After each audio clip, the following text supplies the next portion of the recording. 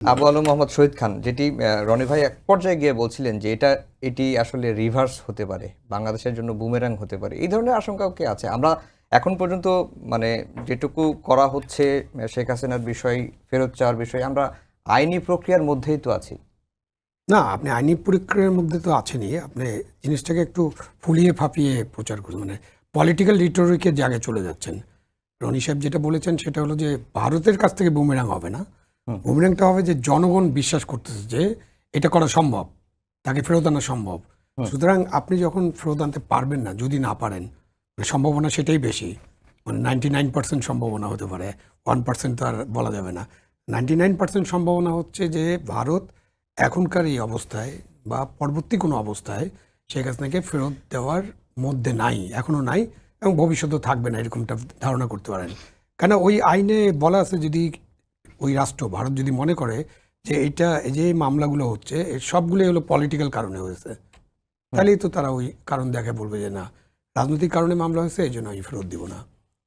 ভারত এটা বলতে পারে যে আপনারা এই মামলায় আপনাদের দেশে, তো জাতিসংঘের একটা রিপোর্ট আসছে না আজকে, কি বলছে যে জাতিসংঘ বলছে মৃত্যুদণ্ড এটা বাতিল করে দিতে হবে।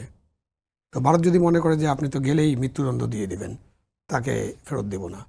যেটা রনি সাহেব বললেন যে আপনি 10 লক্ষ 20 লক্ষ মানুষ এয়ারপোর্টে জমায়েত হবে ঘৃণা প্রকাশের জন্য, 10 লক্ষ 20 লক্ষ তো দূরের কথা, আমরা তো 1-2 হাজার মানুষকে এখন সামলাতে পারছি না, 2-3 হাজার মানুষ যা ইচ্ছা তাই করতেছে, তাই না? তো আপনি সরকার, আপনারা তো জিজ্ঞেস করেন না, এখন আমিও তো জিজ্ঞেস করতে পারি না, আপনি তাদের জিজ্ঞেস করেন যে শেখ হাসিনাকে যদি কোনো কারণে ভারত কালকে ফেরত দেয়, সে আগামীকাল, খুব ভালো, ভারতের উপর বিশাল চাপ, আগামীকাল ভারত বললো যে আমাদের অমুক নাম্বার প্লেনে বেলা 10:30টায় এয়ারপোর্টে শেখ হাসিনা নামবে।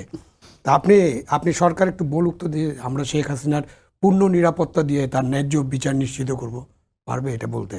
এবং এটা বললে কেউ বিশ্বাস করবে? এখানে 2-3 হাজার লোককে আমরা সামাল দিতে পারি না, সেখানে হাসিনার উপর তো মানুষের অনেক রাগ, লক্ষ লক্ষ মানুষ ঘৃণা প্রকাশ করবে, এ ব্যাপারে আমার কোনো সন্দেহ নাই। কিন্তু সেই ঘৃণা প্রতিশোধে রূপান্তরিত হয়ে পুরা এয়ারপোর্ট তছনছ হয়ে, বিমান টিমান সব তছনছ হয়ে কী ঘটবে এটা তো আমরা জানি না। সুতরাং আমাদের সরকার কি এরকম গ্যারান্টি দিতে পারবে ভারতকে, হ্যাঁ আপনারা ফেরত দেন, আমরা তার ন্যায্য বিচার করব এবং ন্যায় বিচার করব, আমাদের বিচারে কোনো ইয়ে করা হবে না, আমরা প্রতিহিংসার বশবর্তী হয়ে কোনো বিচার করব না, এটাও তো আপনি দিতে পারবেন না। তো এটা অনেক আলাপ আলোচনা হবে। এখন যা বলছেন ওটা রিটোরিক হওয়ার কারণে এক পর্যায়ে মানুষের যে আস্থা বিশ্বাস, যেটা বলছেন যে ওই যে দিল্লি দখল করে ফেলবো, কিছুদিন আগে তো রাওয়ার কিছু রিটায়ার্ড অফিসার এরকম কী কী ভাষণ দিলেন না? আপনি দেখেন না, আপনি আমাদের দেশে যে ভারতীয় এম্বাসি আছে, আপনি ঘৃণা প্রকাশ করেন না, ওর কাছাকাছি যাইতে পারবেন নাকি? আপনি খোঁজ নেন যে ভারতীয় এম্বাসি কে পাহারা দেয়, কারা পাহারা দিচ্ছে, আপনি ওর কাছাকাছি যেতে পারবেন না। আপনি তিস্তা মার্চ করেন, অমুক মার্চ করেন, এতে কি তিস্তা মার্চ করলে পানি আসবে?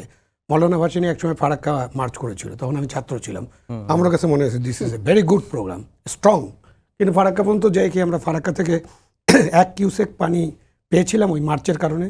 তো আমাদেরকে এগুলো চিন্তা করতে হবে যে আমাদের রাজনৈতিক কী কী অ্যাকশনস হবে, মানে আমরা কী কী রাজনৈতিক কর্মসূচি নিব, কী কী প্রশাসনিক কর্মসূচি নিব, কী কী রাষ্ট্রীয় কর্মসূচি নিব, এগুলো সব চিন্তা ভাবনা করে করতে হবে।